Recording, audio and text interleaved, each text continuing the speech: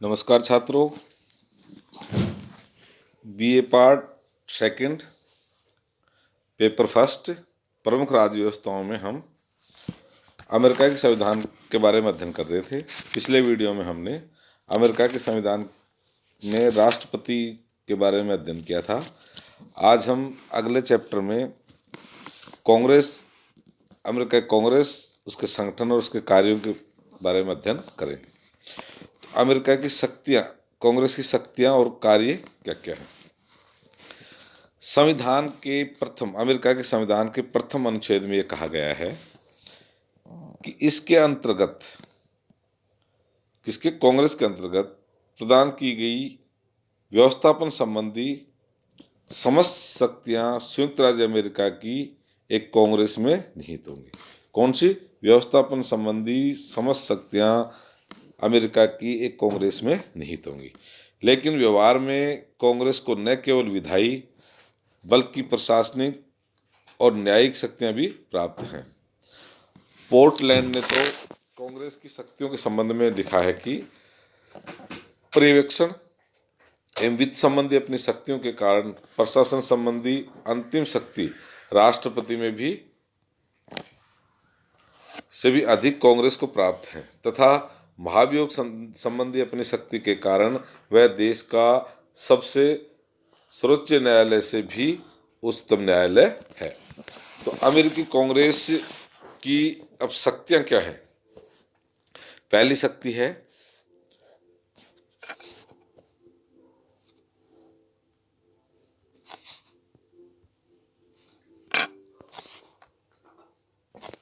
कांग्रेस की शक्तियों में पहली शक्ति कानून निर्माण संबंधी कार्य। कांग्रेस का प्रथम और सर्वप्रमुख कार्य कानूनों का निर्माण करना है। संघात्मक व्यवस्था होने के कारण इस संबंध में कांग्रेस की शक्तियां सीमित शक्तियों ही प्राप्त हैं, असीमित नहीं है। कांग्रेस की विधायी शक्तियों का उल्लेख अनुच्छेद 1 के 8वें उपभाग तथा शक्तियों का विस्तृत वर्णन 4थे अध्याय में किया गया है।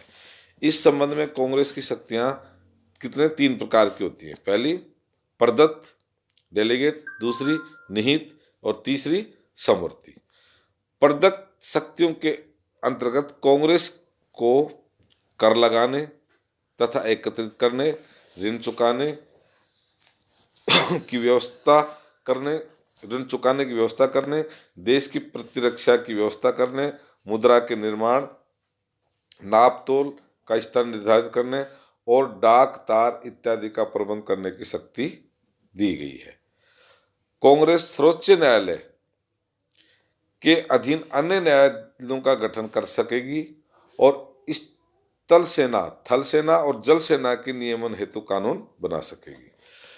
कांग्रेस को कानून निर्माण के संबंध में के अंतर्गत निहित शक्तियों भी प्राप्त हैं, जिनका उल्लेख संविधान के 4थे अध्याय में किया गया है। कौन से अध्याय में? 4थे में। इन शक्तियों में बैंक, कॉरपोरेशन स्थापित करना, कृषि की सहायता और नियंत्रण, बिजली उत्पादन करना तथा फालतू बिजली को बेचना, सैनिक तथा जल सेना अकादमी, जल सेना की सहायता और नियंत्रण अकादमी स्थापित करना, सड़कों, स्कूल, स्वास्थ्य बीमा आदि पर धन खर्च करना भी शामिल है। और समवर्ती सूची में वे विषय शामिल हैं जिन पर कांग्रेस तथा राज्य के विधानमंडल दोनों ही कानून बना सकते हैं। कर लगाना, ऋण लेना, न्यायालयों की स्थापना तथा व्यवस्था, बैंक और कॉरपोरेशन की स्थापना, लोगों के हित के लिए संपत्ति बनाना और सार्वजनिक कल्याण के लिए खर्च करना समवर्ती सूची में शामिल है। तो कानून निर्माण का कार्य कांग्रेस का है। दूसरा, चुनाव संबंधी कार्य। राष्ट्रपति चुनाव में मतगणना कांग्रेस के दोनों सदनों के सम्मुख होगी। यदि राष्ट्रपति पद के चुनाव में किसी भी उम्मीदवार को निर्वाचक मंडल का निरपेक्ष बहुमत प्राप्त न हो तो प्रतिनिधि सभा पहले 3 उम्मीदवारों में से राष्ट्रपति चुनने के लिए मतदान करती है। इसी प्रकार यदि उपराष्ट्रपति पद के लिए किसी भी उम्मीदवार को स्पष्ट बहुमत प्राप्त न हो तो सीनेट प्रथम 2 उम्मीदवारों में से राष्ट्रपति चुनती है। प्रतिनिधि सभा के द्वारा अपने अध्यक्ष और उपाध्यक्ष तथा सीनेट के द्वारा अपने सभापति उपसभापति का चुनाव किया जाता है। इसके अतिरिक्त कांग्रेस का प्रत्येक सदन अपने सदस्यों के चुनाव तथा उनकी योग्यताओं का निर्णय करता है। तीसरी शक्ति है कार्यपालिका संबंधी शक्ति। संविधान के द्वारा कार्यपालिका संबंधी शक्तियां राष्ट्रपति को प्रदान की गई है, किंतु कांग्रेस और प्रमुखतया सीनेट राष्ट्रपति के इन कार्यों और शक्तियों में भागीदार है। राष्ट्रपति की नियुक्ति करने तथा संधियों करने से संबंधित शक्ति पर सीनेट के द्वारा प्रभावशाली रूप से नियंत्रण रखा जाता है। युद्ध की घोषणा केवल कांग्रेस के द्वारा ही की जाती है। और चौथी है प्रशासन का निर्देशन व नियंत्रण। कांग्रेस का यह कार्य प्रशासन का निर्देशन और नियंत्रण है। कार्यपालिका विभागों से रिपोर्ट और सूचनाएं मांगकर इसके द्वारा निर्देशन और नियंत्रण की शक्ति का प्रयोग किया जा सकता है। कांग्रेस द्वारा प्रशासनिक एजेंसियों और सेवाओं की स्वयं व्यवस्था की जा सकती है तथा इसके कार्यों भी निर्धारण किए जा सकते हैं। पांचवा है जांच पड़ताल करना। निर्देशन और नियंत्रण से ही संबंधित कार्य जांच पड़ताल करने का है। कांग्रेस को प्रशासन में व्याप्त भ्रष्टाचार की जांच करने या अन्य किसी मामले की जांच करने के लिए जांच समिति नियुक्त करने का अधिकार है। वर्तमान समय में कांग्रेस के जांच पड़ताल करने के इस कार्य का महत्व बढ़ता जा रहा है और कांग्रेस ने अनेक महत्वपूर्ण विषयों में जांच कर शासन कार्य को महत्वपूर्ण रूप से प्रभावित किया है। छठा है नवीन राज्यों को संघ में प्रवेश देना। कांग्रेस कानून द्वारा नवीन राज्यों को संघ में प्रवेश दे सकती है। आरंभ में अमेरिकी संघ में 13 राज्य थे, किंतु 50 राज्य हैं और कांग्रेस ने कानून बनाकर ही इन राज्यों को संघ में प्रवेश प्रदान किया है। सातवीं है दोनों सदनों के अनुशासन और कार्यविधि के संबंध में नियम बनाने का अधिकार। कांग्रेस को अधिकार प्राप्त है कि वह दोनों सदनों के सदस्यों से अनुशासन का पालन कराने के लिए नियमों का निर्माण करे। यदि कांग्रेस का कोई सदस्य सदन में अनुशासन भंग करने को करे तो संबंधित सदन में बहुमत से प्रस्ताव पारित कर उसे सदन से निष्कासित कर सकता है। और आठवीं शक्ति है वित्तीय कार्य। कांग्रेस का एक महत्वपूर्ण कार्य राष्ट्रीय वित्त पर नियंत्रण है। यद्यपि वार्षिक बजट ब्यूरो के द्वारा राष्ट्रपति के निर्देशन से तैयार किया जाता है, लेकिन बजट कांग्रेस के द्वारा ही पारित किया जाता है और ऐसा करते हुए उसके द्वारा बजट में अनेक महत्वपूर्ण परिवर्तन किए जाते हैं। कांग्रेस अपनी शक्ति के आधार पर कार्यपालिका विभाग के कार्य संचालन को प्रत्यक्ष रूप से प्रभावित कर सकती है। और नौवां है न्यायिक कार्य। संविधान में कांग्रेस को यह अधिकार दिया गया है कि देशद्रोह, भ्रष्टाचार या अन्य घोर अपराध पर वह राष्ट्रपति या अन्य किसी भी उच्च पदाधिकारी को महाभियोग के द्वारा पद से हटा सकती है। तो ये थे कांग्रेस के कार्य, अमेरिकी कांग्रेस के कार्य। अब अमेरिकी कांग्रेस और ब्रिटिश संसद में क्या अंतर है? अमेरिकी कांग्रेस और ब्रिटिश संसद। अमेरिका की राष्ट्रीय व्यवस्थापिका कांग्रेस ब्रिटिश संसद के मूलभूत रूप से भिन्न है। कैसे? ब्रोगन के शब्दों में अमेरिकी कांग्रेस संसदों की जननी से नितांत भिन्न है।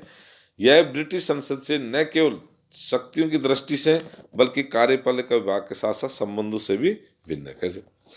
ब्रिटिश संसद विश्व की एकमात्र संप्रभु व्यवस्थापिका है और इसकी कानून निर्माण की शक्ति की कोई वैधानिक सीमा नहीं है।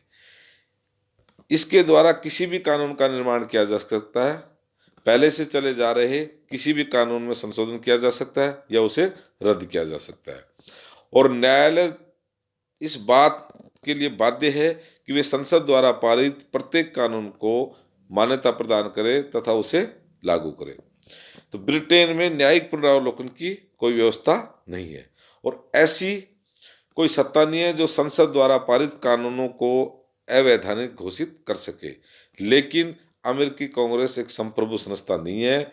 इसकी शक्तियां प्रभावशाली प्रतीत होते हुए भी दो रूपों में बहुत अधिक सीमित है। कौन कौन सी रूपों में सीमित है? तो अमेरिकी कांग्रेस की शक्तियों की प्रथम सीमा संघात्मक व्यवस्था के कारण। किसके कारण? संघात्मक व्यवस्था के कारण।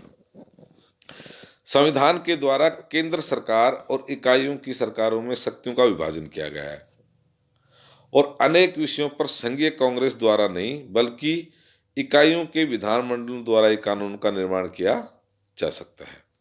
उदाहरण के लिए हम कह सकते हैं शिक्षा, श्रम, पूंजी संबंधों, विवाह, तलाक, अनेक विषयों पर संघीय व्यवस्थापिका द्वारा कानून का निर्माण नहीं किया जा सकता।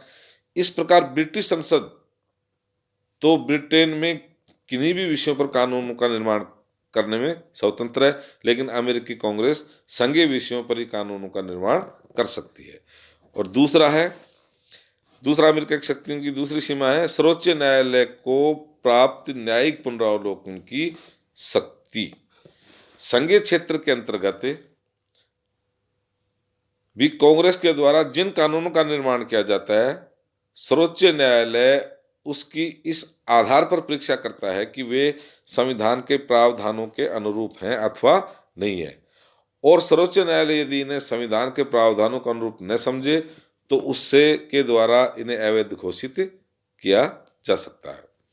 सर्वोच्च न्यायालय की न्यायिक पुनरावलोकन की शक्ति अमेरिकी कांग्रेस की विधि निर्माण की शक्ति पर बहुत बड़ा प्रतिबंध है। तो अमेरिकी कांग्रेस और ब्रिटिश संसद में ये मूल अंतर है, ये मूल भिन्नता है, क्योंकि ब्रिटिश संसद संप्रभु है, अमेरिकी की कांग्रेस संप्रभु नहीं है। अमेरिकी कांग्रेस और ब्रिटिश संसद इन दो व्यवस्थापकाओं में न केवल शक्ति की दृष्टि से बल्कि अपने अपने देश की कार्यपालिका के साथ संबंध की दृष्टि से भी महत्वपूर्ण अंतर है। क्या अंतर है? ब्रिटिश की संसदीय व्यवस्था के अंतर्गत व्यवस्थापिका और कार्यपालिका में क्या है? घनिष्ठ संबंध है। मंत्रिमंडल के सदस्य संसद से ही लिए जाते हैं और संसद के प्रति वो उत्तरदायी होते हैं। लोक सदन का बहुमत मंत्रिमंडल का समर्थन करता है और इस समर्थन के बल पर ही मंत्रिमंडल शासन व्यवस्था का संचालन करता है। यदि लोक सदन बहुमत से अविश्वास प्रस्ताव पारित कर दे तो मंत्रिमंडल का क्या हो जाता है? पतन हो जाता है। इसका एक दूसरा पक्ष ये भी है कि प्रधानमंत्री सम्राट को परामर्श देकर लोक सदन को भंग भी करवा सकता है। ब्रिटेन की वास्तविक स्थिति चाहे जो भी हो, लेकिन सिद्धांत संसद विशेषज्ञता लोक सदन मंत्रिमंडल का स्वामी कहा जा सकता है। और अमेरिका में शक्ति विभाजन के सिद्धांत को अपनाने के कारण कांग्रेस और राष्ट्रपति एक दूसरे से बिल्कुल अलग हैं। राष्ट्रपति और मंत्रिमंडल के सदस्य कांग्रेस के सदस्य नहीं हो सकते। राष्ट्रपति और कांग्रेस न केवल एक दूसरे से पृथक बल्कि नितांत स्वतंत्र हैं।